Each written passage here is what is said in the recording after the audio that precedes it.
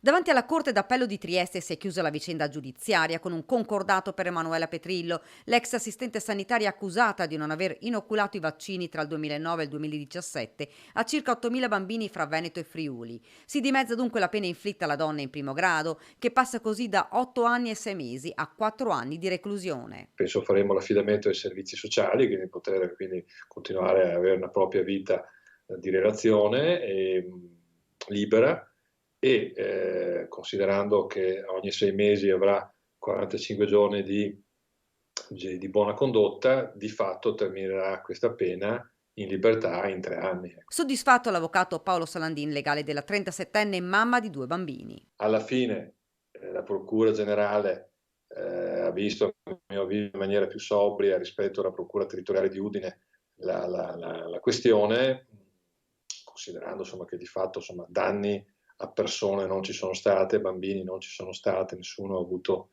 un morbillo piuttosto che una pertosse, quindi diciamo è stata un po' rivista la posizione. Inizialmente Petrillo era stata accusata di peculato, omissione di atti d'ufficio e falso ideologico. Nel tempo alcuni capi d'accusa erano però caduti in prescrizione. La Petrillo ha comunque ammesso le proprie responsabilità, spiega l'avvocato Fabio Crea, legale dell'ULSS 2 Marca Trevigiana. C'è soddisfazione perché la dottoressa Petrillo ha ritenuto di rinunciare ai propri atti di impugnazione, al proprio atto di appello, quindi sostanzialmente ammettendo la propria responsabilità, e questo è certamente un punto molto importante a favore delle aziende sanitarie. Sono stati esclusi i reati ormai prescritti, soprattutto quelli commessi quando era dipendente della ULSS di Udine, mentre sono rimasti in piedi quelli della ULSS commessi quando era dipendente dell'ULSS Trevigiana. C'è stato un accordo con la Procura Generale per il riconoscimento delle attenuanti generiche e da qui la riduzione della pena. La Corte dei Conti del Veneto aveva già condannato la ex assistente sanitaria